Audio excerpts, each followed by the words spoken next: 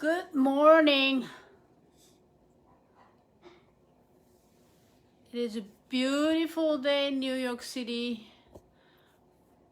Beautiful morning, but it's very cold outside. Hi. I see the Christopher Lee. Hi. Long time no see. It must be the very early morning. Hi, Maha. Thank you for joining. He's coming very soon, but please enjoy the back of our window view, which is beautiful day today, but very cold. Good morning. As usual, I would like to make sure the sound's okay to you.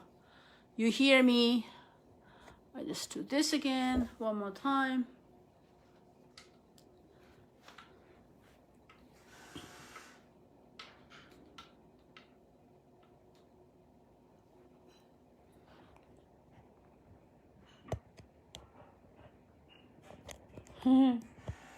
Yeah, but very windy and cold. Okay, I'm so glad it sounds good. Thank you so much.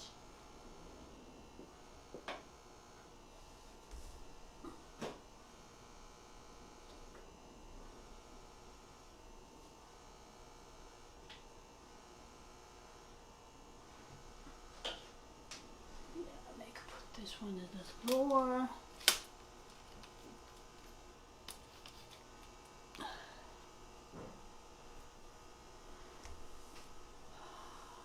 Good morning, good morning.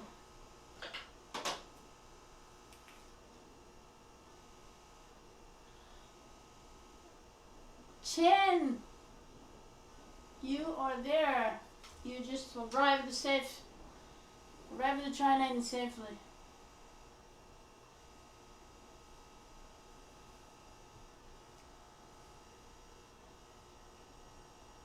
Good. So glad.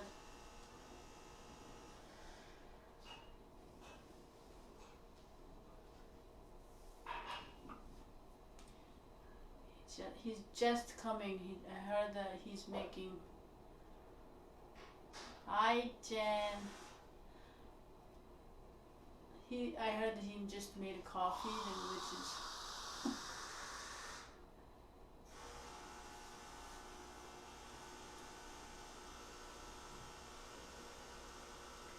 Let me try the microphone again. I'm not sure it's working well. Hello, this got bigger and it was. Yes, working. Yes, working. Good.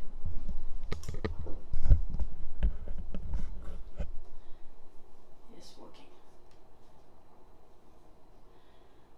Okay. Just one more minute. He will be here. Wonderful.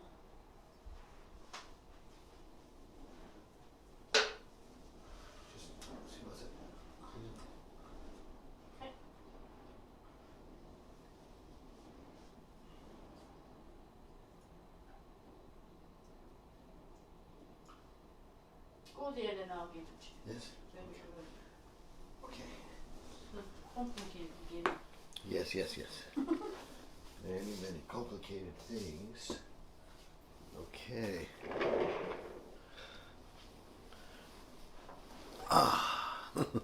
Okay, mic coming clearly. Thank you. Is it coming clearly for me, though, too? Yeah, I think so. The microphone doesn't choose the people.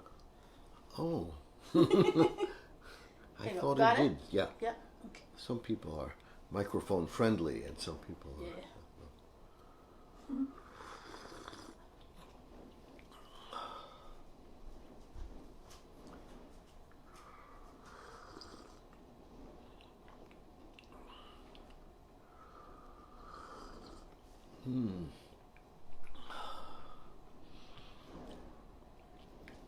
I will be with you in just 4 seconds.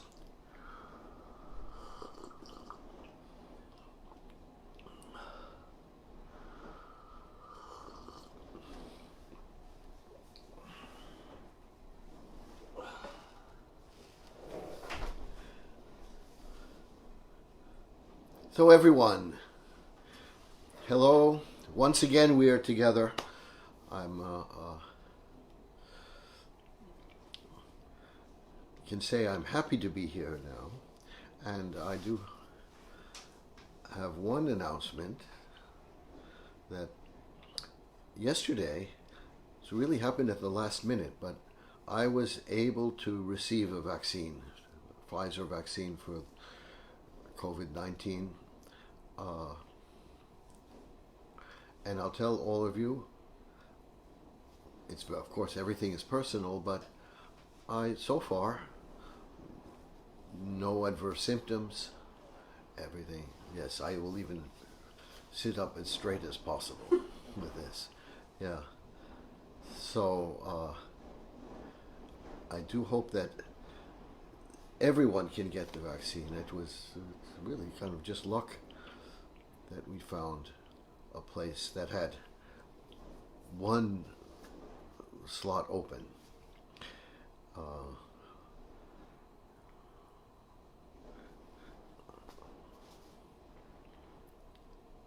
I go still waiting. I hope that she will receive a vaccine quite soon. But what this is a result of, though, is of, in fact, the effort which the present administration is putting into. Are we okay? No, not really. Yeah, but I'm also perhaps mumbling. Oh no, maybe that's a result of the vaccine. No, can't be, because I do it every week. It's a result of the present administration actually ramping up the process of distribution of the vaccines, and of course the other companies, aside from the two which in the United States are approved. Whoops, this happened.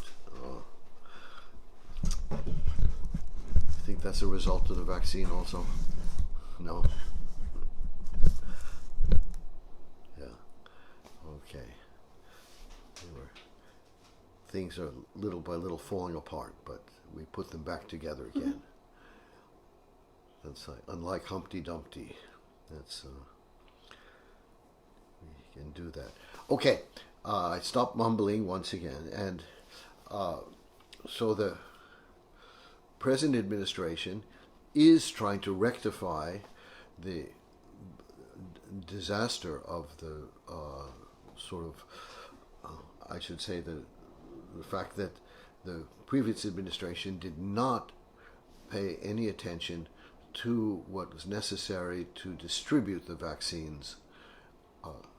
And I know that this is a problem all over the world, and of course it is, because first of all, the manufacture of these, the approval of these vaccines has been done very quickly, and of course the companies have to produce them as well, and the transporting of the vaccines, as if the Pfizer vaccine, which has to be kept in a very cold temperature, Moderna in a fairly cold temperature. There are vaccines now which are in the works and hopefully will be approved quite soon, which can actually survive at room temperature, and that will do a lot to alleviate problems. I hope that all of this happens before the summer, because that will allow the world to really come to grips with the pandemic. Okay. Now, I still focus on the United States, of course. That's what is home, and also what is it, kind of a flag for the whole world about what has to be done, what hasn't been done, etc., etc. So while the present administration of Joe Biden is really trying, I see in a very thankful and a very clear way to address problems that we have now. our Republicans in the United States are kind of circling the wagons around Trump, going back to the fold, you can say, and creating very disturbing opposition to the efforts of the United States to bring the pandemic and the economic devastation that the pandemic has wrought under control. Now,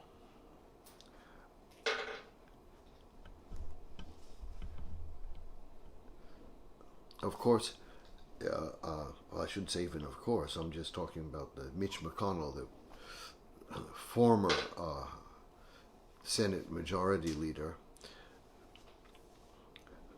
who had said it at a time that Donald Trump's role in fomenting the insurrection was in fact impeachable. He voted for a measure which declares that the trial for the impeachment is unconstitutional because he's no longer in office. This is, of course, something that's total nonsense.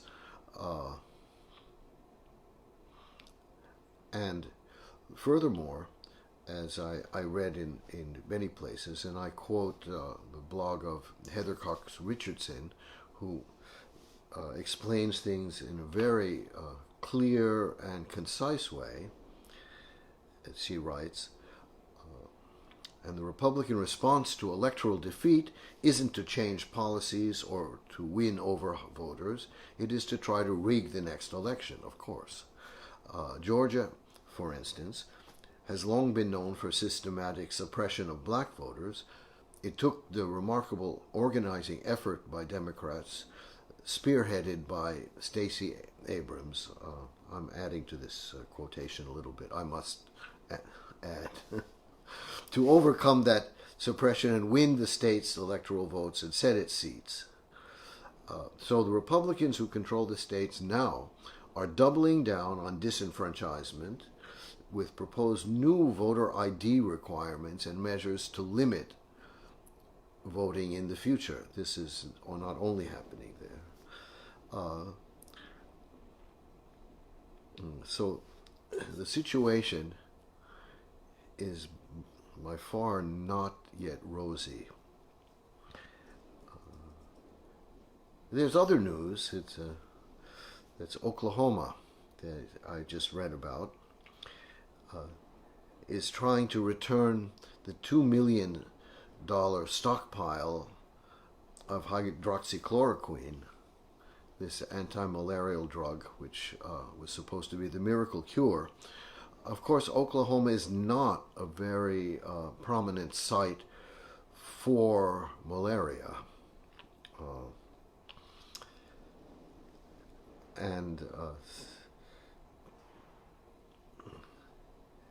This Oklahoma's Frontier newspaper has been reporting on this, and so far they haven't been so successful in trying to get their money back. There's more and more terrible, I should say, evidence is coming out about the riot and the basically what it turns out to be the attack on the Capitol building on January 6th, and what was just shown throughout the internet on CNN was the 34-year-old is Roseanne Boylan being crushed by the mob trying to get into the Capitol as fellow rioters were charging over her to attack police officers. And they were using crutches and hockey sticks, etc., and pepper spray to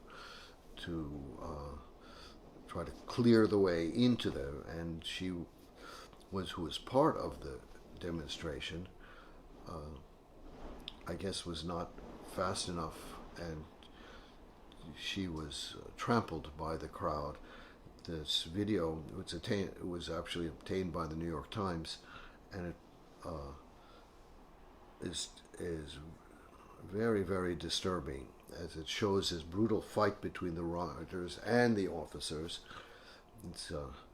And it shows how the riot, in their effort to attack the police, trampled on her, even as her friend was shouting that she's dying and needs help. Please help. She did finally receive some help, but it was too late, and she was one of the fatalities. There's just one terribly and upsetting video which has come from that demonstration.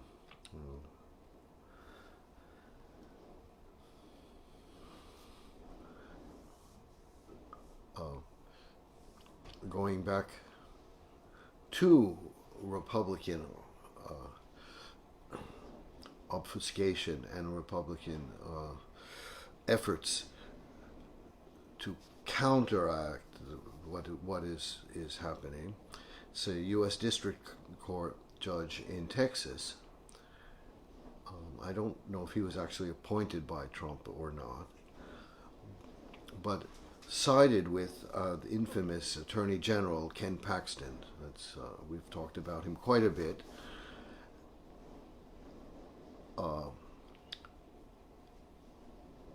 In actually enjoining from executing the 100-day pause on removals of so-called illegal immigrants. Now, what the Biden administration had done was it issued an order to stop the deportations for the next 100 days, as the United States will try to come to a more, I can't say equitable, but a more reasonable approach to dealing with these illegal immigrants. So that way, this is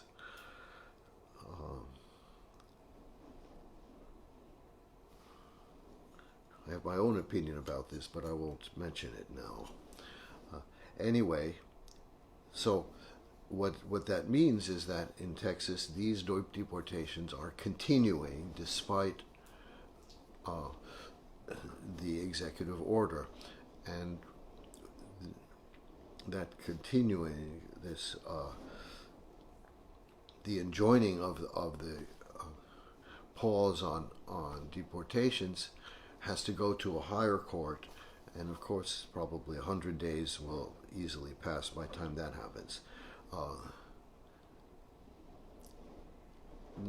Now, trouble with the far right and with people really resisting efforts to control the pandemic are not just relegated to the United States. I'm going down to again, right? Yeah, I know. Because I talk about this stuff and it really sort of pulls me down, you know. Plus, I'm sitting down, and I should maybe just need a high enough stand so I can just stand up and do everything. Okay, so this was Monday. I think it's last Monday that hundreds of people rioted in Dutch cities. This is in the Netherlands, late in the evening, protesting the country's tough coronavirus measures.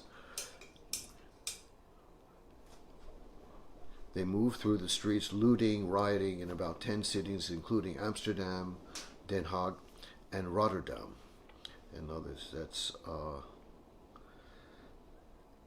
earlier there have been demonstrations throughout Germany. It makes sense that people are a little bit at their wits' end. On the other hand, all that these demonstrations do, and what the violence does also, is actually enhance the spread of this disease, and hampers in a terrible way the efforts to control it.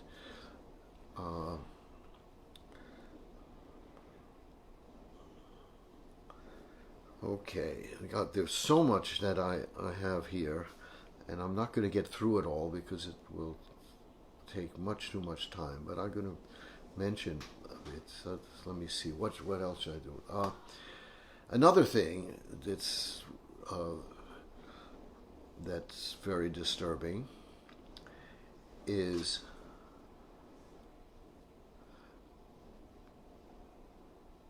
it turns out that the melting of ice in the Arctic is accelerating. There's a second NASA-backed study and about this, and finds that no less than 74 major glaciers that terminate or very deep in the ocean are being severely undercut. They are melting in a quickening way.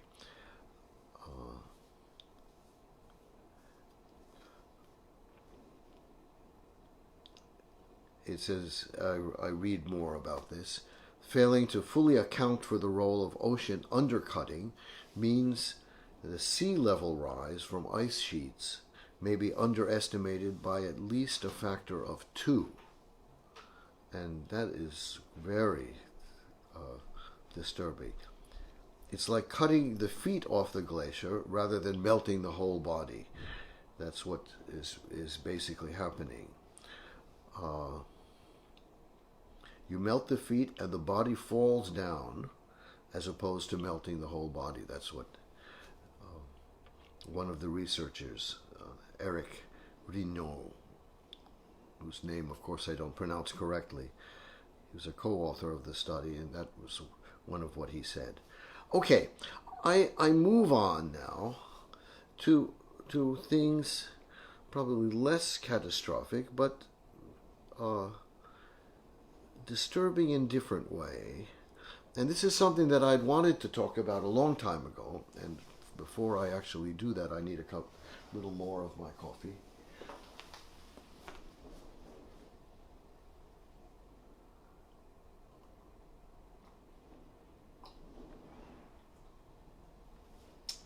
But I think before I do that, I will move to something else which I just read about, was just announced, and it's something that I will speak about more next week, in fact. But I will give a little bit of a prelude to that now. That's that General Motors has announced that it will sell only zero-emission vehicles by 2035. This is quite an ambitious move for a company which has the reputation of the opposite, I would say. And the company is going to become, has at least the goal to become by 2040, completely carbon neutral. I think this is laudable, this is wonderful, and also curious in its own way. 1 second. 大丈夫? Huh? Okay. Yeah? I'm listening. I'm sorry. I became nervous all of a sudden. I thought my vaccine was contagious.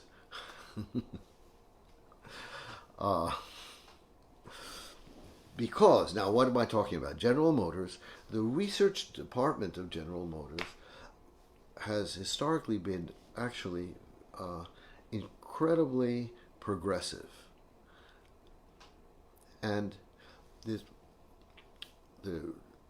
electric cars which Tesla is making, for instance, actually, I don't believe they were actually stolen from, but perhaps, I don't know. But General Motors in the 1990s came up with a remarkable electric car. I will speak more about it later. And after that, they designed a prototype of a hydrogen power car, which was fascinating because it had a chassis which, and on that chassis you could put body of different forms of cars on it. So it could become a sports car, or it could become a SUV or a sedan, etc., etc. And of course, electric cars were to be just a stopgap measure to what has been thought of, and I still think that many people actually think of it as what will be the future, which is a hydrogen-based future to the United States. Now, all of this happened in the 1990s. This is a long time ago. So all of the technology involved now is actually old technology. And this is something I will talk about next week in more detail in regards to both technology and culture. And what I will also talk about is a tiny bit about a kind of remarkable fellow who happened to be the stepfather of one of my best friends, Stephen Dibner, who is a spectacular bassoonist and one of the great wind musicians of today. And his stepfather, Stanford Ovshinsky. And for that I just put this book, and I will talk more about this because there's very, very interesting. He was a remarkable inventor. He's, among other things, he invented the nickel hydride battery. And without the nickel hydride battery, many of the other inventions which we actually take for granted now would not have happened. And not only that, I even remember that he invented a way of storing hydrogen in solid logs, which did much to decrease any danger of fire or explosion from hydrogen, because hydrogen is, of course, very flammable.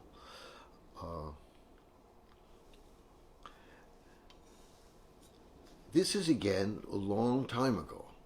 So this technology is something which you can use for cars and trucks, and he demonstrated that. He built a car, he outfitted a car to become hydrogen powered using these. And I will show a bit of a film, I think, next week. So, in any case, he's one of the, I would say, unsung heroes of the 20th century, 21st. And I'll just end this little segment by saying that lithium, which is the essential material that has to be used for lithium batteries, which is what's sort of the state of the art now, is probably equally flammable. And of course, someone like Elon Musk, who is poo-pooing the idea of hydrogen, is only doing that because he has a lot invested in lithium. Things are never simply value-free, I would say. That's okay, I continue now with interesting little tidbits. I know there's just too much to do, but they're very interesting. Yes, and I just had my vaccine yesterday, so Nothing related. So I can't move my hands at all. I will. Everything will come together. I'm going a little. It's not so bad.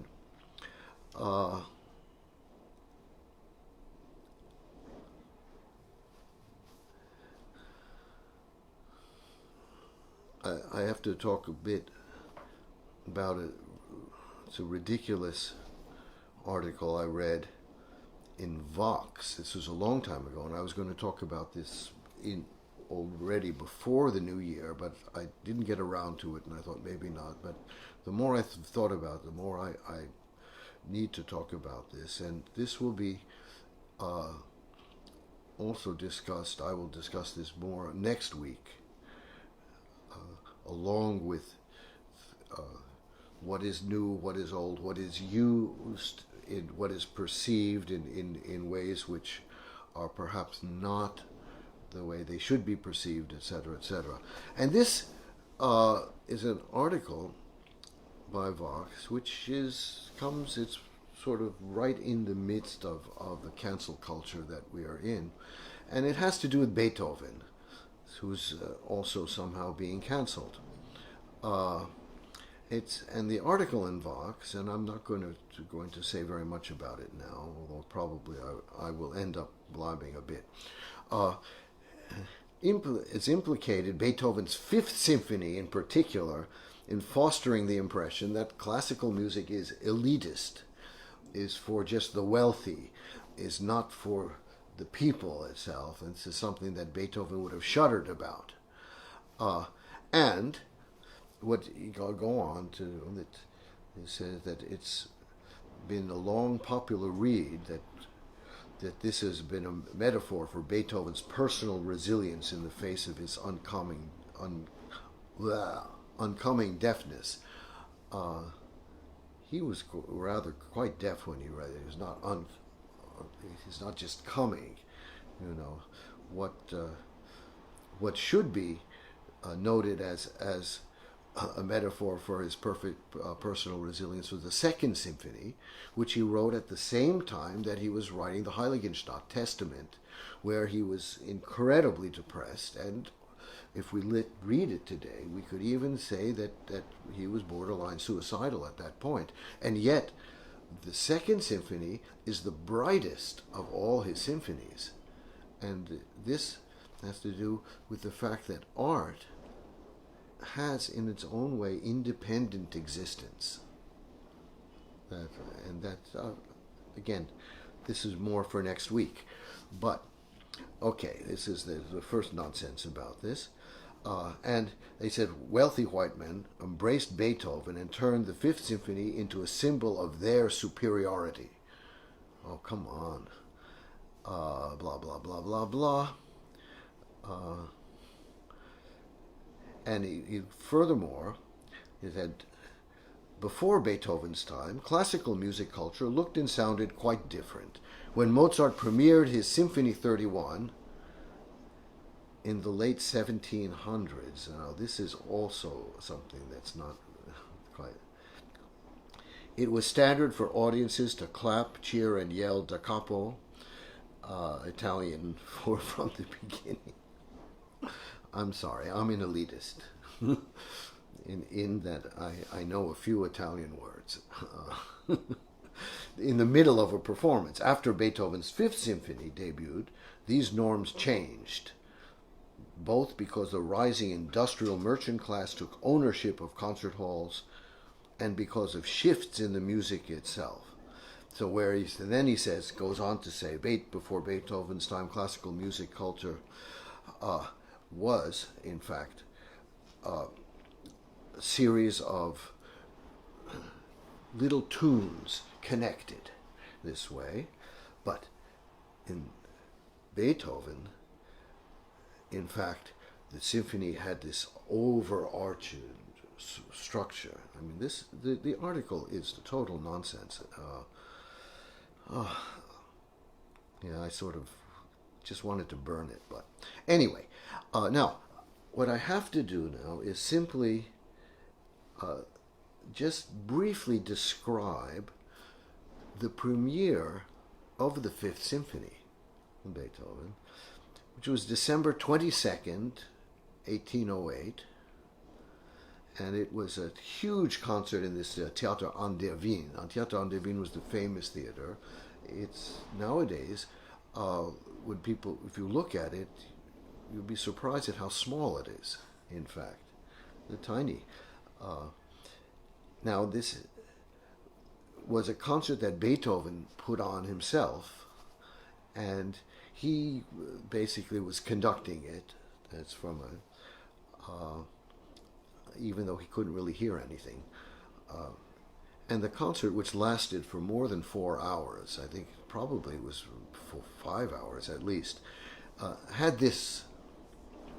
It started with the Sixth Symphony, and of course Beethoven wrote the two together. And at some point, I think I will describe that a little detail. An aria of his, Opus 65, A Perfido. It's a movement from the Mass in C major of his, the Fourth Piano Concerto, played by Beethoven, the Fifth Symphony, two more movements from the C major Mass, an improvisation which Beethoven played, and it ended with the Choral Fantasy of Beethoven. Incredible. I mean, you're talking about a concert. Now, this was a concert. That's what people should have said. At that time, people used to actually go to concerts. Now people just go to concerts. And they think an hour and a half is too long a time. But that was a concert. However, the reviews were really pretty terrible. Because the orchestra, of course, which was totally under-rehearsed, and nothing was rehearsed very much at that time, but as they said, did not play well.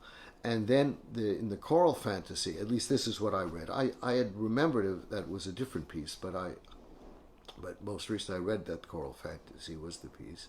Beethoven had to stop and start the music again because everyone got lost.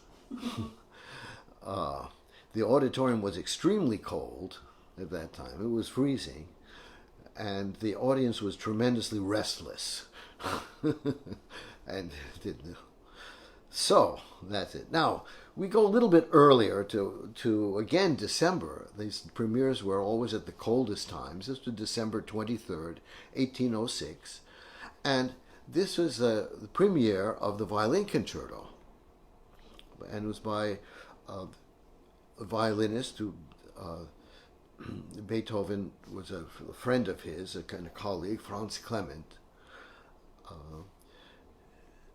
And what Clement did, and we don't know exactly why, but I think that in fact this was not something that was uncommon.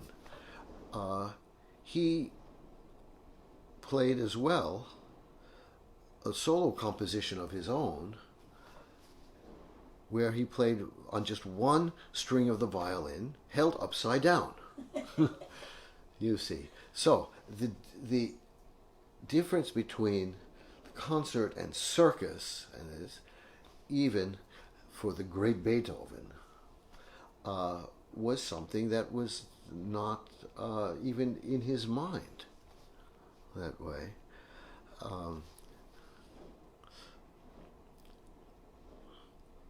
Now we move later on to Brahms. And what is very clearly documented is that Brahms was very disappointed when, in a performance of a symphony of his, when the audience didn't clap and really express their vocal approval after each movement. So, if we want to be historically accurate, we should make noise and clap a lot. Okay.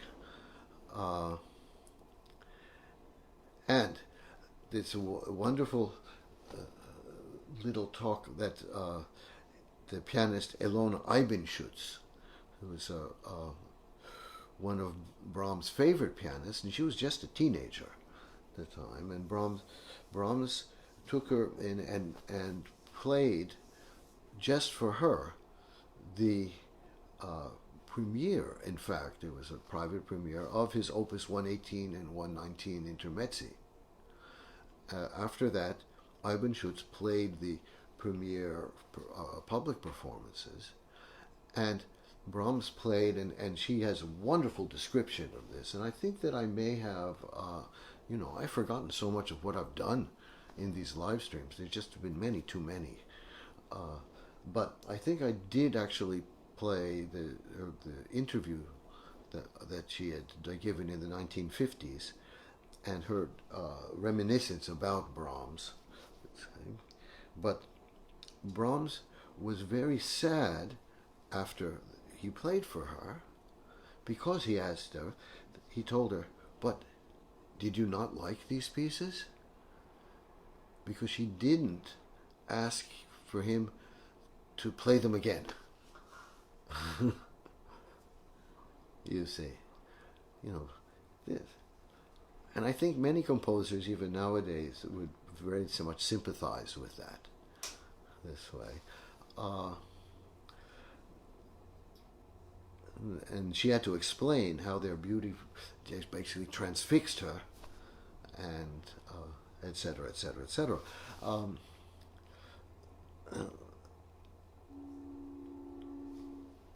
Now, the final little vignette is something that I mentioned, of course, not too long ago, and it's about Sidney Bechet, and how he had in his apartment this large portrait of Beethoven, which he paid homage to. And he was so tickled that his good friend told him that, "Hey, you look like Beethoven yourself. I think this is wonderful." So we, as musicians, have to take charge of this. We have to take charge of the concerts. We have to take charge of the perception of music. This way. So this is more for later.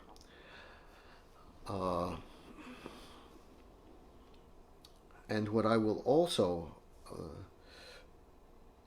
actually leave for next week is about Dame Ethel Mary Smythe, who was an English composer, was the first composer and the only of two female composers, women composers, to have their operas produced by the Metropolitan Opera. And she was also an activist for women's rights at the time. Her dates were 1858 to 1944. And she didn't study with Brahms herself, but she studied with the Herzogenbergs, who were very good friends of Brahms. And of course, Elizabeth Herzogenberg was one of Brahms' two muses. The other one, of course, being Clara Schumann. Okay, I was going to actually play some of Smythe's music, but I think I will wait till next week to do that. Because time is sort of going by, I guess. Yes. But this is kind of fun, I think, to do this. And after all, I did have my vaccine yesterday, so today is a holiday. You have no idea. That's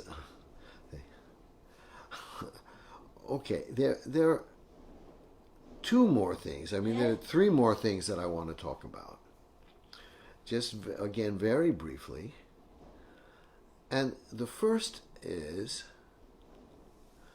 let me see if I have it in because I put things more or less in there. Yes, that there's a very strange fish in Australia. It's called the Australian lungfish, and it's a fish which can breathe air as well as exist in the water, and it actually takes the oxygen from the water in a different way than most fish do, and has a single lung, and its genome has just been sequenced.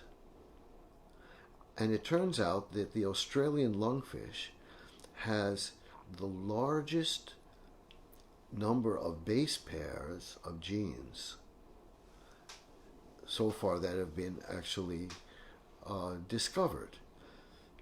It has 43 billion base pair, a 43 billion base pair genome, which is about 14 times more than we have.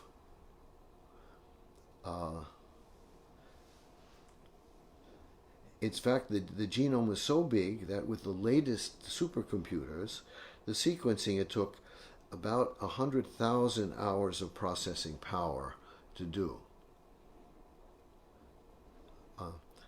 So, it turns out that also we, as Homo sapiens, are not the most complex organisms on the earth. But this little, it's not so little, but it's not so big, this fish, is vastly more complex than we are. Now, continuing on that note,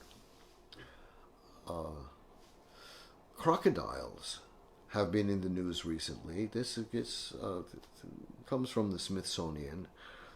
That's my readings of that. It's a wonderful magazine. And it's a study published this month in Communications Biology that researchers in the University of Bristol found that crocodiles have basically not changed for about 200 million years. They have not evolved from that time. Yet, they exist nowadays. And that's really quite amazing, which means that given all the different environmental stresses that the world has been subject to in these 200 million years, they have not been so severe to force, in a way, the reptiles, these crocodiles, to evolve in different ways. So in a certain sense, you can say that crocodiles are perfect. Again, perfection for us, I think, is a long way off. Now the last little thing that I need to talk about before I go to the actual substance of this live stream has to do with Ben Franklin. Benjamin Franklin, who's a remarkable person. He's not only the inventor of the lightning rod, but he's a fascinating person who brought, in a way, science to the New World. He also possibly brought tofu to the New World. And this is a letter that was just, actually, I'm sure it was not discovered, but it was sort of just published.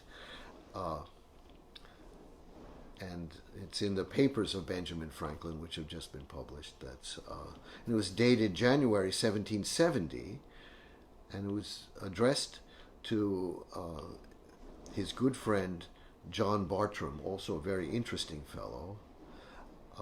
And here he writes, this is Benjamin Franklin, I send some dried peas, esteemed here.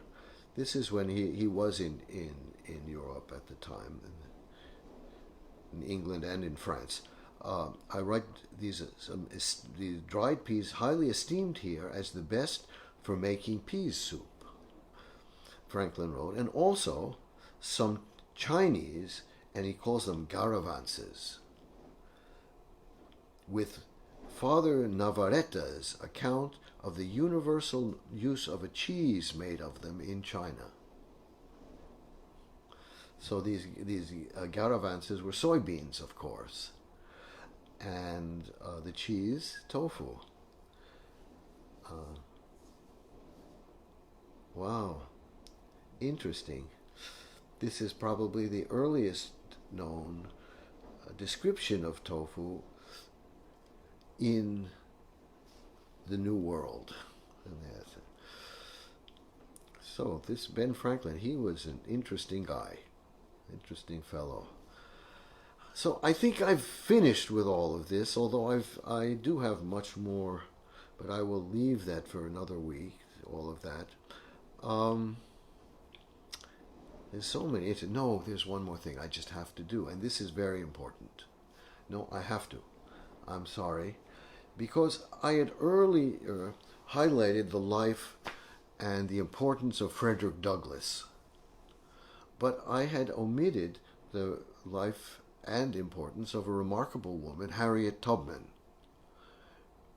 who Douglass, of course, knew and admired. Harriet Tubman was also a slave who escaped and went on to be very important, even in terms of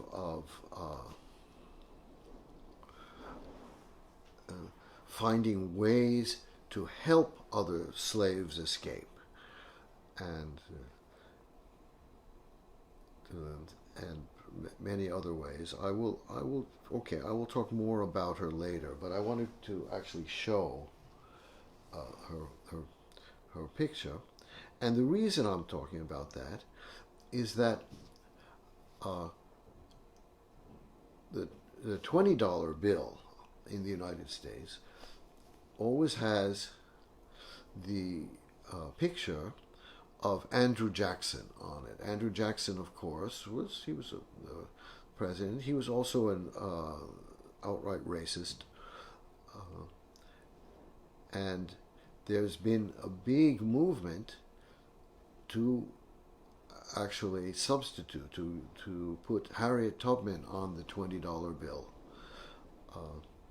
And now the Treasury Department has gone forward with the project, so I think we will see the new $20 bills with Harriet Tubman, the photo of her on it. Not photo, I should say, the image of her on it.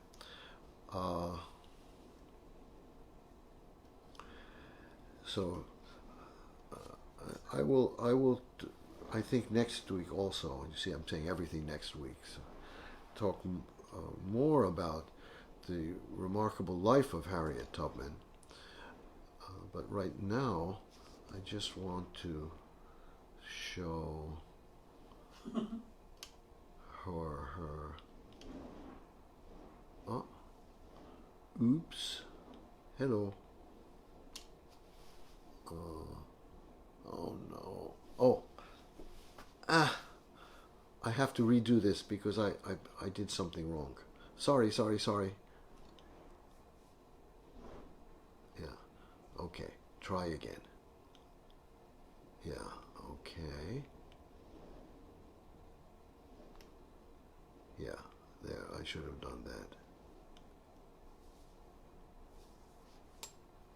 Here. This is in 1895. She's quite elderly at the time, but she is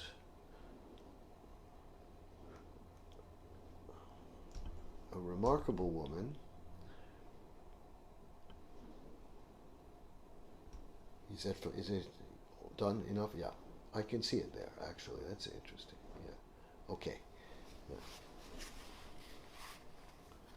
This is a remarkable woman who we should celebrate. Okay. I think that now it's time to move to rhythm.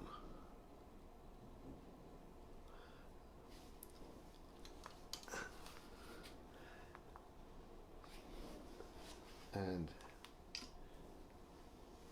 let me put this over here.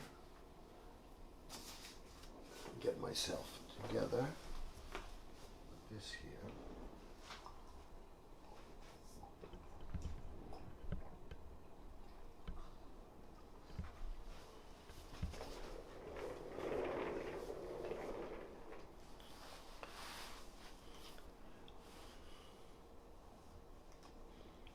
And of course, let me put this away also. And I'll be taking some other stuff out probably. And first, just that way. Okay. How are we now? Excellent. And how about my speaking voice? Maybe we need to arrange that. this and this. Okay. Good. Oops. Yes, yes. Nothing is ever as easy as it should be.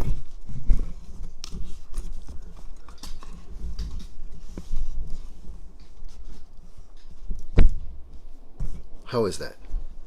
Can we...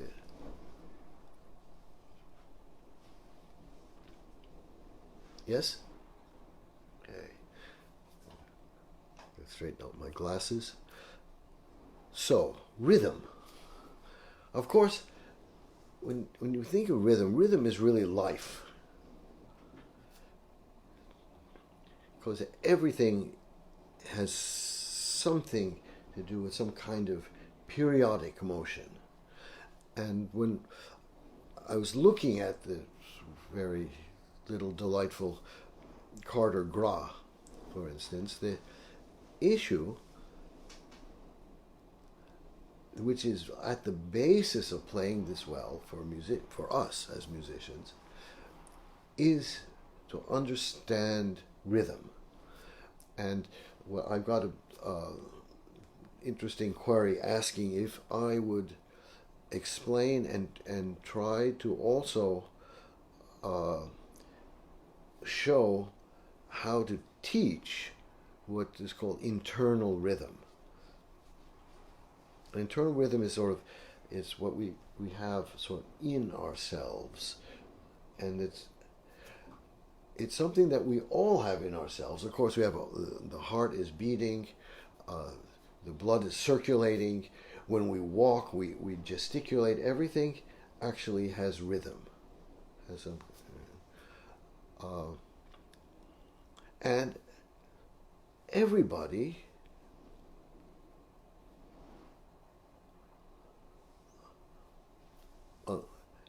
in fact has a sense of rhythm, an internal sense of rhythm. And the question is how to hone that, how to bring that out in a musical way for people. And that is something that often music teachers find is lacking in students, that the rhythm is a little sloppy, it's this and that, it's not, the tempo varies in a sort of unsystematic way. And how we deal with that as music pedagogues is a very important part of our profession, you can say, as teaching profession, I would say. And of course, I don't think that I have any special knowledge about this. I don't have any specific scientific insight, perhaps, into it. But I'll just explain the way I look at rhythm and the way I try to teach it as well. Okay, so fundamentally, what we need is to feel that no matter what the beat is, there are other beats inside. Or as we call it, often in English, we call it subdivisions, let's say.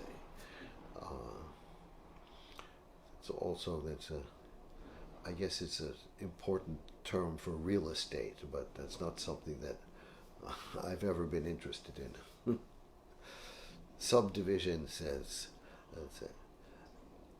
so that if you have a whole note, of course you have quarter notes. If you have and you have half notes, you can have triplets inside. You can have different things. Now, earlier in history, there was clear ideas, or I should say there was a clear sense or a clear feeling of the structure, or I should say it's a subdivided structure of a large beat. So, if you had two, for instance, there's only 2/4, you had a strong beat and a weak beat. 1 and this, and this way. If you had 4, for instance, you had what was called a compound rhythm. So it's made up of 2 groups of 2, but they were not equal. So in other words, you would have a strong beat, weak beat, medium strong beat, weak beat. Dum, bum, dum, dum, bum, bum, dum, dum. That way. 3 was a special thing, of course, and the 3 was always kind of fascinating for composers because 3 did not divide in 2. It's like, of course it didn't. But so 3 often had a strong beat, 1, 2, 3, and then weak beats. But 3s could be divided in different ways. And that's why you have different dance rhythms, which had their structures, which everybody, I would say, knew about or actually felt.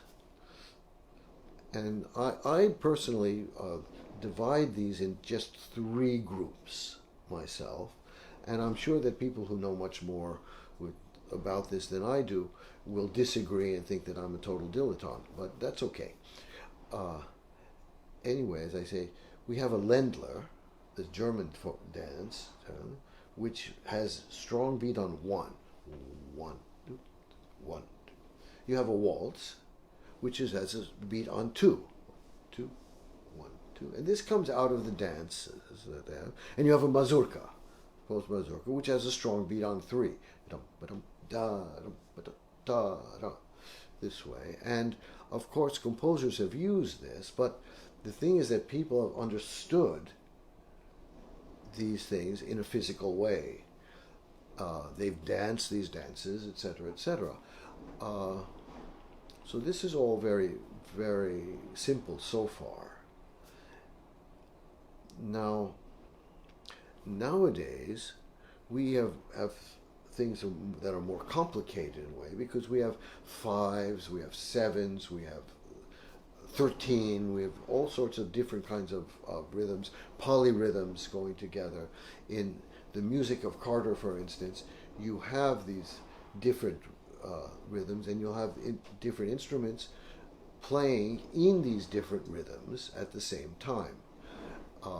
Carter's music is fascinating because of his concern to make sure that these differences of rhythms are such that they are actually audible or perceivable by people. Is anybody asking a question about something? Yeah. So please, once again, I know people are not in the mood to ask questions, but if you have a question, please ask, and I will always try to answer it. So, in Carter's music, basically, he will use 3, 4, and 5 together, and then going on, you'll have a 6, and he has occasionally used 7s, but he doesn't use greater sort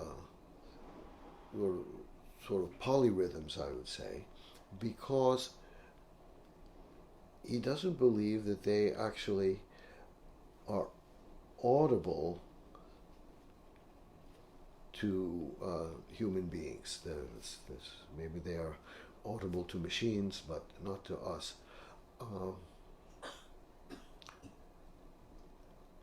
And that, as performers, that's also a reason why when we're looking at Carter's music, we have to understand very clearly these different rhythms.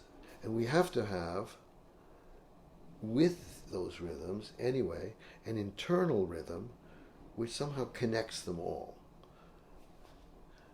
And I'd like to see this as not something that is mechanical. but something that we can sort of begin to feel in a kind of organic way. And I know organic is a word which is very much abused, but it does have certain use. So first I go back to basic rhythms and the idea of subdivision. Yeah.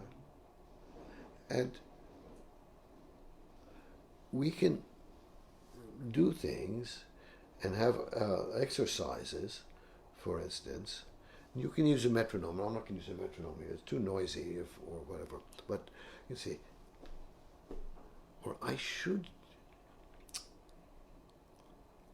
don't have shoes which make enough noise. But can you hear that?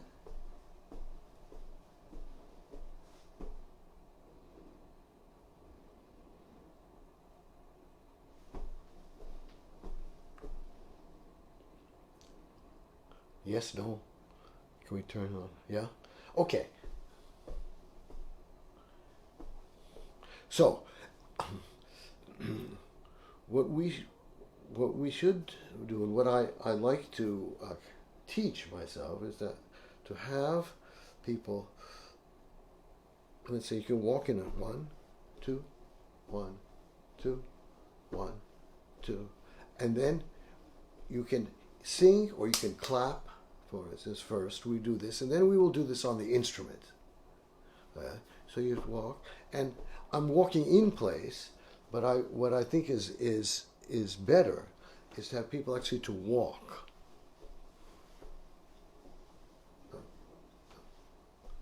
This way.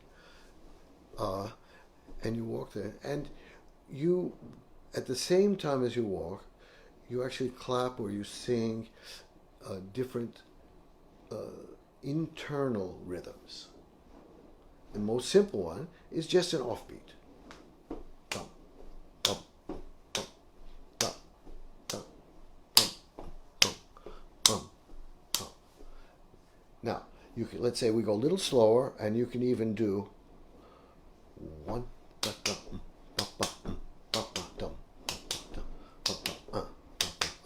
and what's important in this also is to feel with our hands that it's not simply 1, but that is 1, So we're kind of doing a little dance here. So that is that way, and you can do and. So these are all kind of preliminary activities. You can do that kind of thing, let's say, as well. And then we can move to triplets with that, for instance. So first we can do 1, 2, 3, 1, 2, 3, then 1, 2, 1, 2,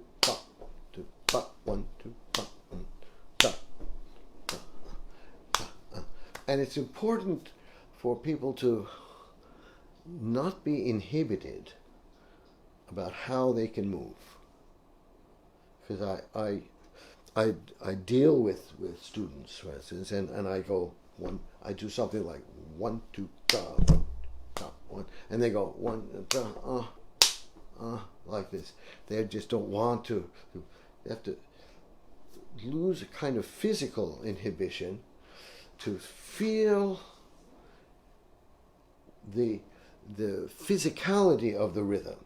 So if you're doing 1, 2, 1, 2, 1, 2, 1, 2, that uses the particular kind of motion, particular kind of degree of motion to actually feel correctly what this rhythm is. Now, let's say we go faster. 1,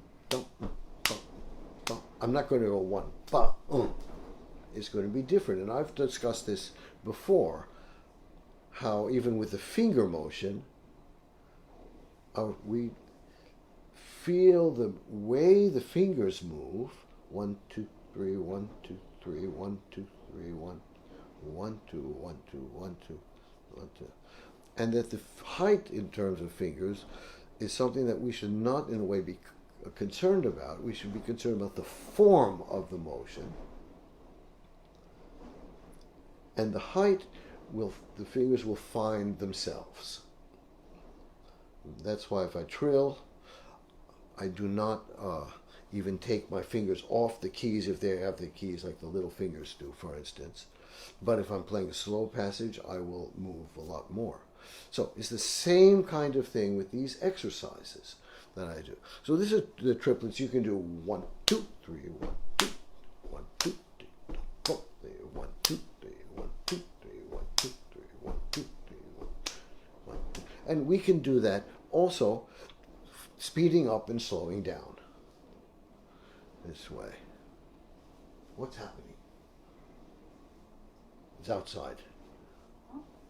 Oh, you don't hear so well. I hear it's kind of buzzing. Or maybe that's just the wind. There's a lot of wind today. That also has rhythm, doesn't it? Okay, now this is something else that I will. It's kind of. So, what's that? I have to go this way. Okay, that. Sort of next step in this. And the next step is to begin to feel polyrhythms. Or so basically we can feel 2 rhythms at once, although it's possible to do 3, but I deal with only 2 right now. So again, if we're walking in place, we can walk 1, 2, 1, 2, 3, 1, 2, 3, 1, 2, 3, 1, 2, 3. So we can feel the 2 different periods and how they intersect at a particular point and diverge in others. So if it's so that way, so we can walk in place, for instance, or what is much better is to actually walk. I don't have the room for that. Is we walk in place and go 1, 2, 3, 1, 2, 3, 1, 2, 3, 1, 2, 3, 1, 2, 3, 1, 2, 3, that way. Then we can do, let's say, walk in 3. 1, 2, 1, 2, 3, 1, 2, 1, 2, 1, 2, 1, 2, 1, 2. So that's the simplest thing. We're just doing 2 against 3. And you can also, for students, actually write out the sort of combined rhythm. 1 yum bum bum, 1 dum bum bum, something like that. I find sometimes that's useful. And basically it is useful, but as often it doesn't help people feel the fact that they are 2 different things happening that way. Then we can go to our instruments, and for that I will try to find an instrument here. Let me look for this. Wow, it's too cold. It's so cold. No, and this reed is totally impossible. Sorry, this is a kind of ritual that I have. That reed. I should mention that I often practice on reeds which are really hard. And that is simply, like weightlifting exercises. That's one of those weightlifting exercises there. Because we need to feel that we can actually develop these muscles and keep the tone of the muscles strong. And then I go back to reeds which are more comfortable. And sometimes I practice on reeds which are incredibly soft as well, because those reeds force me to play with an incredibly open embouchure, to make them work that way. And it's all of that is kind of fun. Okay, now I have reeds here. Let's see, what is this? Now, this here, no, this is not good. Ooh, that one is really bad. I think I go back to this. Well, maybe this. This is the old reed, which I've used for years.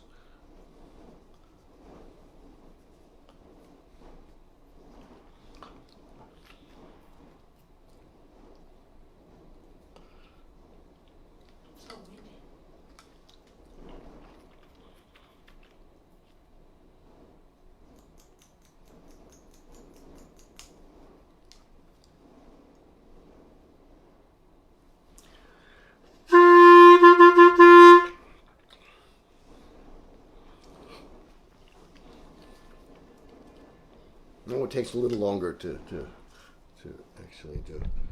I think, I use this anyway now. This is not, I'm playing something here.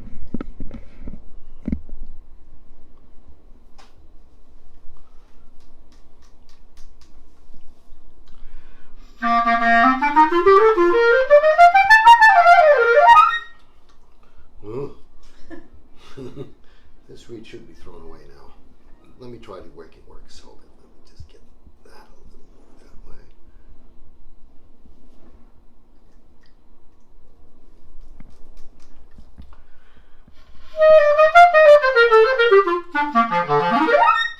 Well, it's good enough for what I have to do now. So, anyway, what we can do is, again, I'm going to have to walk in place, let's say. Although I'd much prefer just to walk. And the first thing is just to play a scale, let's say, and walk in 2 and play the scale in 3.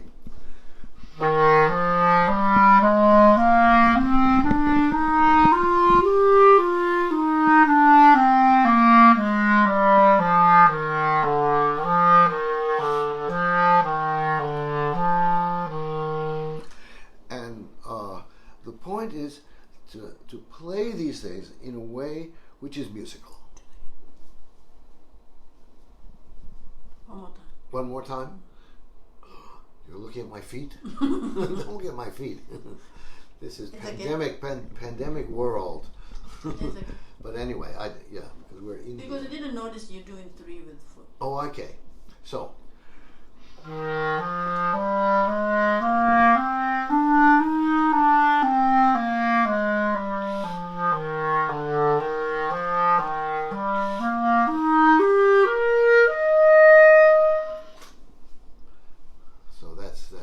That's that way. And then we switch and we do 3 and play in 2. So here with the 3, of course, has to be faster. So 1, 2, 3, 1, 2. But you can see, it's okay to watch my feet. Just don't put it on Instagram or some kind of nonsense. That's good. Okay, so here we are. 1, 2.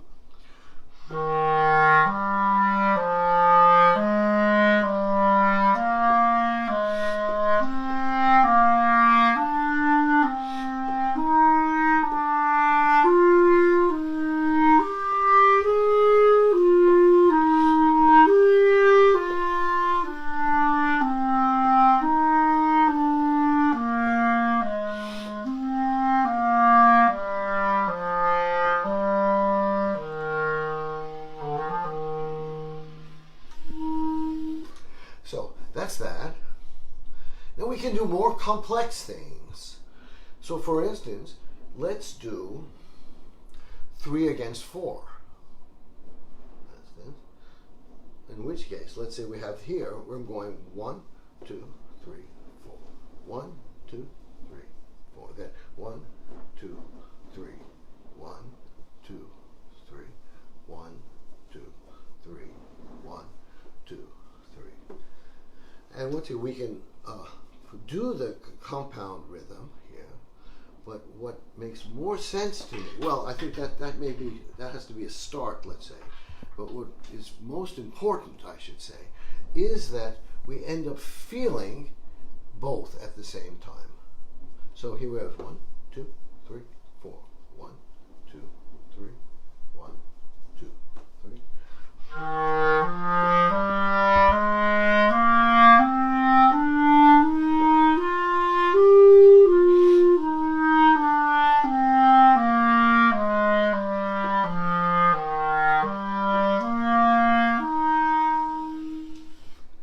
That's that way. And the opposite as well. Okay. So we can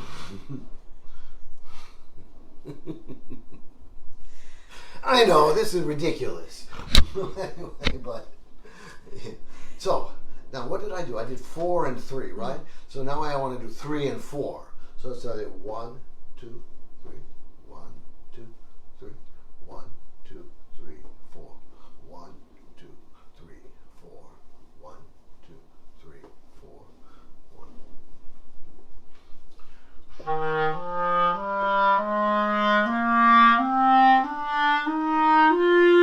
Wait, that one I got myself mixed up. That's right. 1, 2, 3. I better just because I'm trying to negotiate this tiny area. Okay, scratch that one. This is like one of the Jackie Chan films. It's an outtake. 1, 2.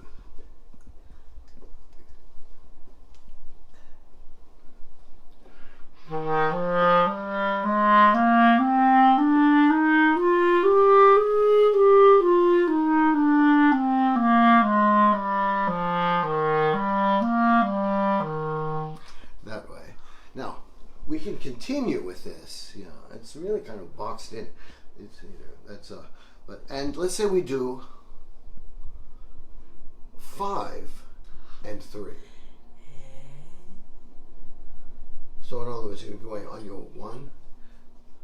Let me see if I can do it this way because it's easy. It's harder to do it if I just feel so constricted. But maybe I can do this if I'll start here and then go there and see if this way. So it'll be like a 1, 2, 3, 1, 2, 3, and then 1, 2, 3, 1, 2, 3, 1, 2, 3, 4, 5, 1, 2, 3, 4, 5, 2, 3, 4, 5, 1, 2, 3, 4, 5. So what is important in all of these is that when we're doing this exercise, we feel where we're together and where we're not together. So if it's 1, so 1, 2, 3.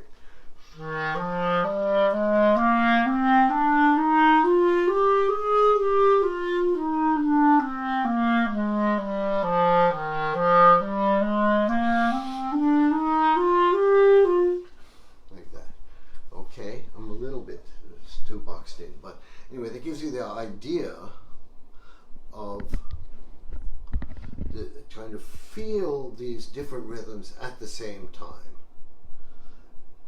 Then there's another exercise, and I'm going to do this way here first. It's very good.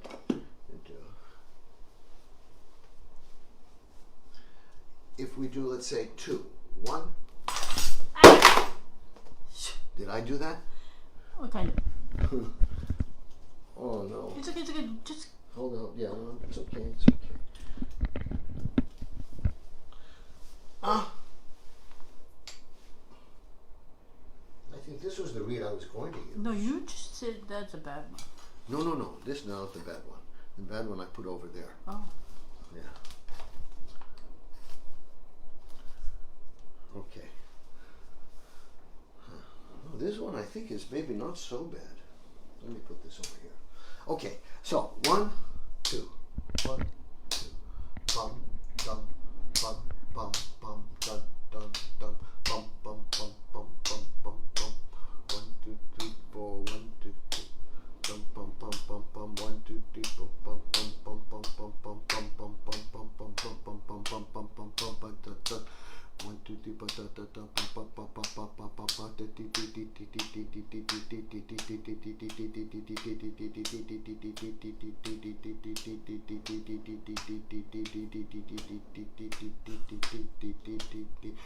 three, four, five, 1, 2, 3, 4, 1, 2, 4, 2, 2, 3, 1, 2, 3, 1, 2, 1, 2, 1, 2, 1, 2, 1, 1, 1, 1, 1, 2, 1, 2, 1, down, down. You see, so you do that go through, yeah. And you can do different variations of this, but this is all to actually kind of establish what I call also virtual rhythms, which is a kind of pulse that's inside, and then you do other things around it. Okay.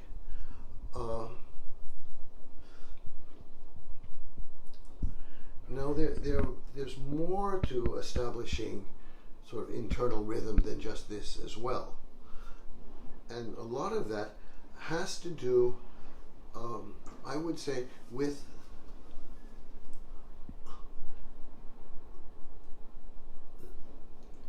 unequal notes, or dotted rhythms, as I would say, that way. And to be able to feel whether something is a dotted eighth note and a 16th note, or triplets, which would be, let's say, a quarter note from the triplet and the eighth note of a triplet, or even fives or sixes or whatever, and so that we get control over these. And I hear very often people do one thing,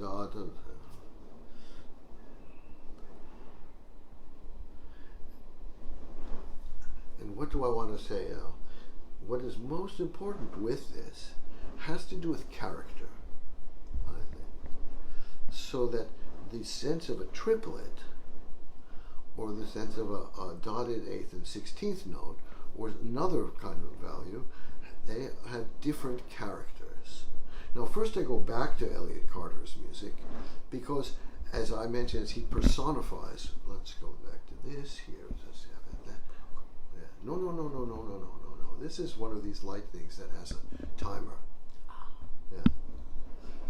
So it can tell me when the live stream should be over. It says time. It's like in certain halls. If you go over 1 minute, the lights go on, and you have to stop. Those were the good old days before just stuck at home. I know. Okay.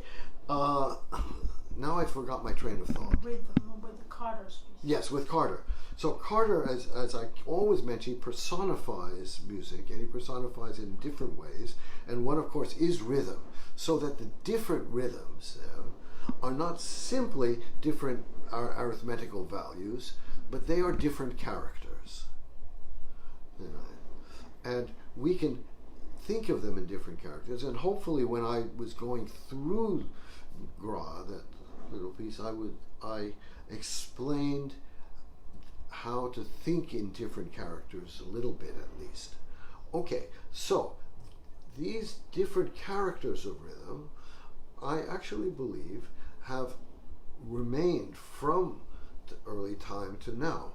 The only thing that's different is that because nowadays we have many different gradations of rhythm, which were not expressed overtly in earlier periods, we have to be more sensitive to differences of character. Now,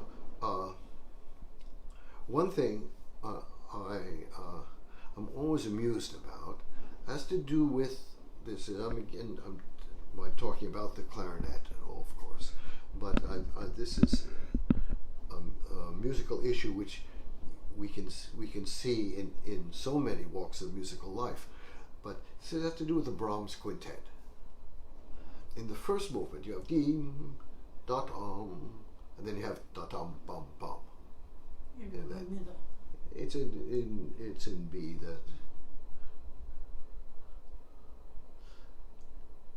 And the difference is that one da-da is just a dotted rhythm, and then da-dum is part of a 6. Part of the triplet. Is actually not part, no, I'm sorry. Is also a dotted rhythm which is 4.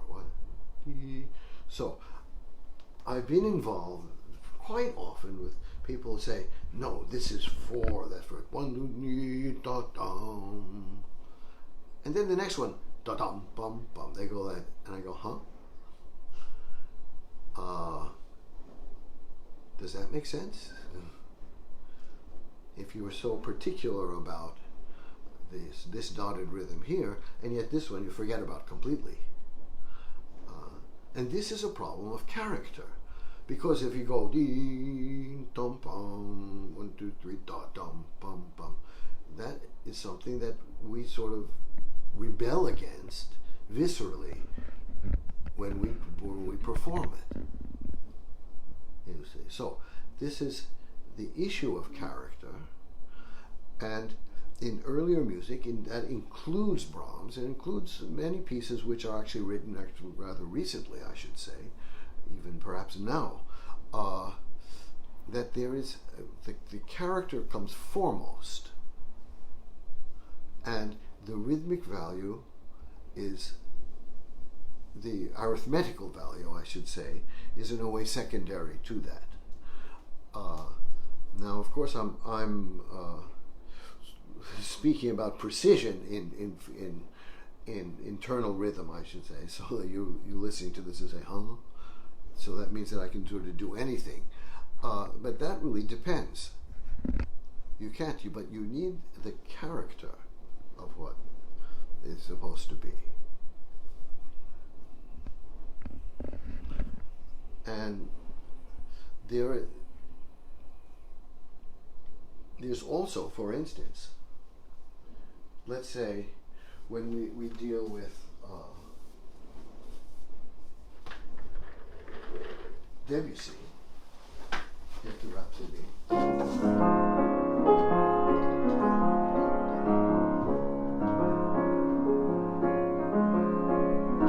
And we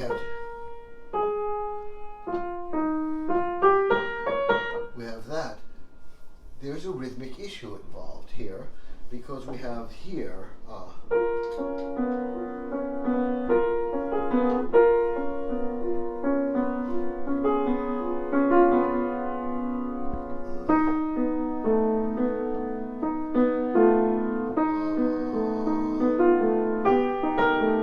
sorry, I'm playing this wrong.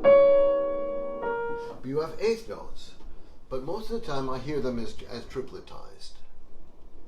So it's you play this way, kind of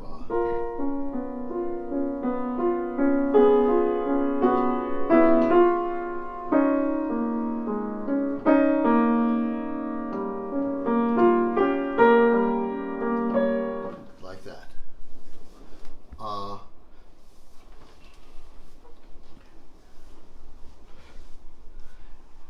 And what is the problem with that, aside from the fact that it's wrong? It's the fact that the character is not right. And where did I put that clip? Maybe it's this one, right? So I play.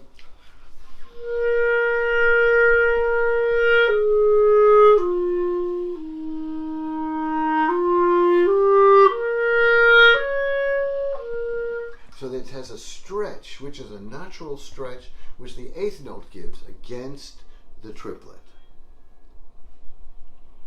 And that's simply a 1, 2, 3, 1, 2, 3.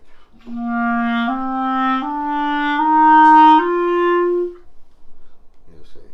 So when we practice that, we can practice not simply that way, but feel the stretch, which is the character of the 2 against the 3.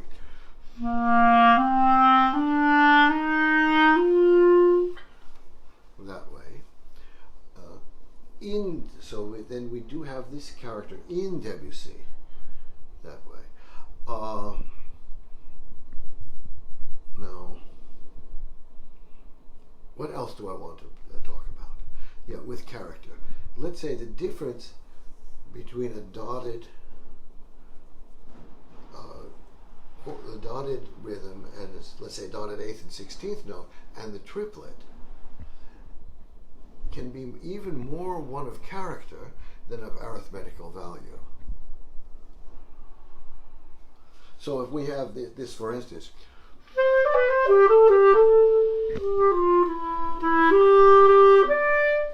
it's usually I hear the triplet, or I hear people go something like that. But in fact, it's a very special rhythm in this case, and it's possible that I will talk about some orchestral excerpts, even though I'm not supposed to, because I'm not an orchestral musician. I'm just a conductor.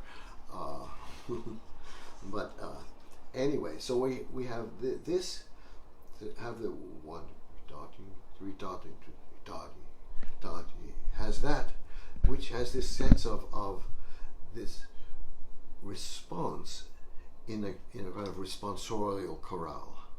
So we have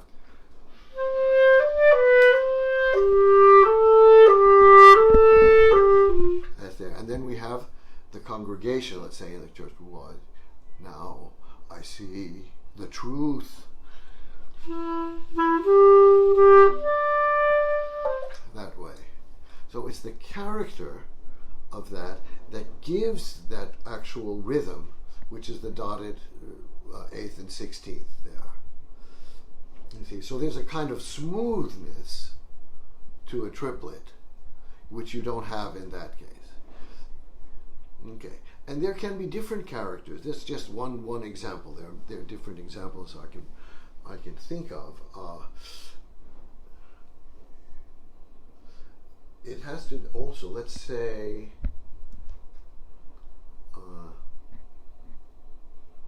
what's another good piece to have?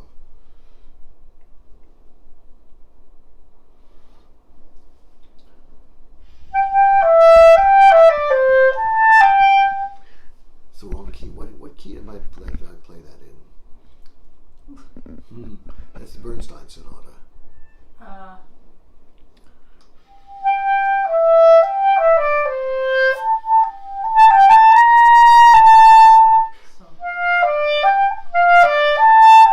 So that triplet, I'm always here, for instance,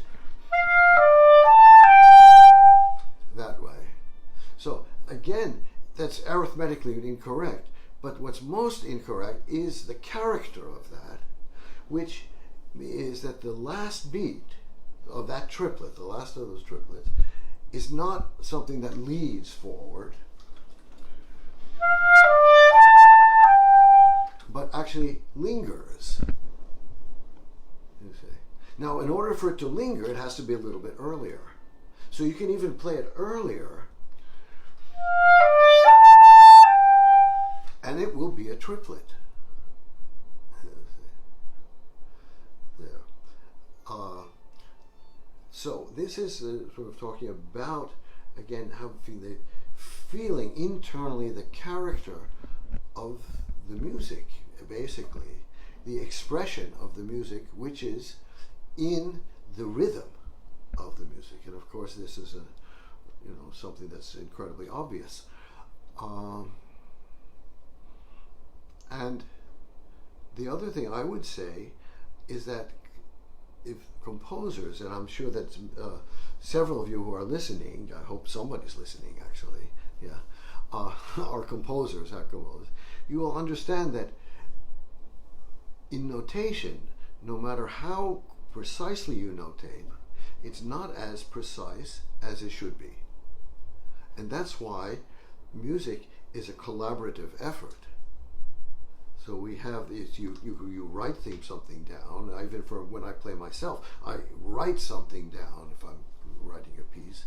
And even when I play, maybe I don't play exactly what's there, but I play basically what's there. But I find the character of what's there.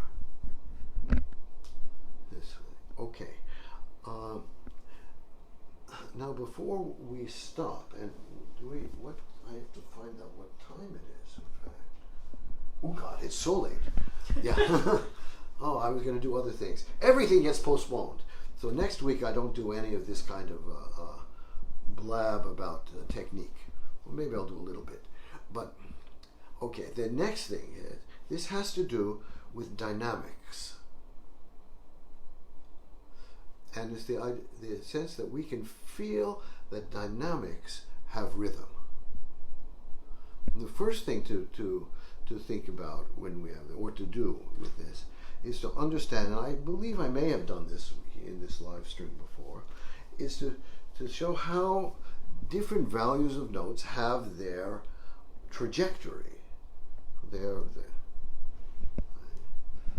So the note is very rarely simply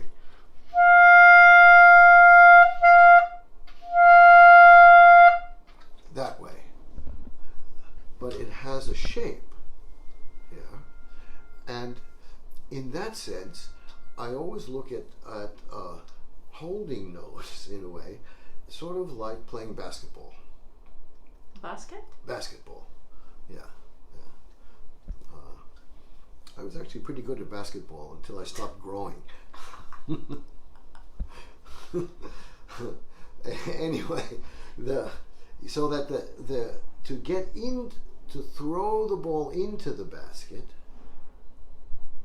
you need to calculate, in a way, the acceleration, the initial acceleration, and the angle that you throw it at. This is true of ballistics, of course, the sort of science of ballistics. And at one time I would explain this in terms of ballistics, but I tend to think that that's a little too aggressive. So let's do this. Okay. So let's say you have 4 beats. 1, 2, 3, 4. 1, 2, 3, 4. So then you can play just sort of very neutral. But that doesn't give any sense of the trajectory of this note.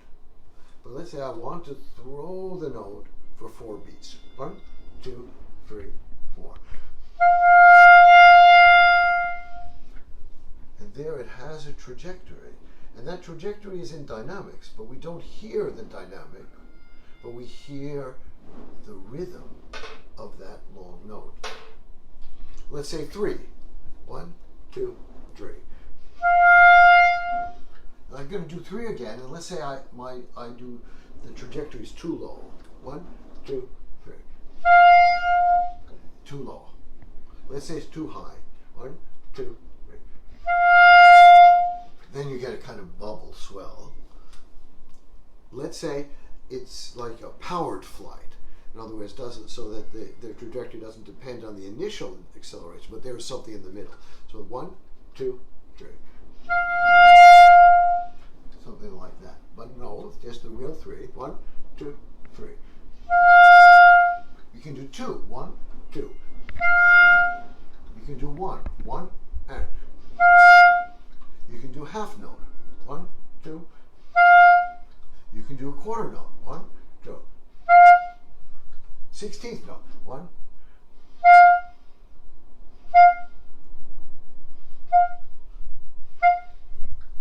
You see, they all have their character, they say, and we can practice that. Okay. Now I'm going to leave it at this point because time is already. I've overstayed my welcome by several minutes, I think. So I think I will continue with this a bit next time, but I do finally promise to actually play some pieces because I want to play actually. I wouldn't call it a history of solo clarinet pieces, but just several pieces which I think are worth resuscitating, I think. So with that said, be well, everybody. Get your vaccines whenever you can. Please, yeah. There's, as you can see, basically, no symptoms for me, except a little bit of my general kind of hyperactivity, but I think that's normal. That's always. Yeah. Anyway, take care. Please.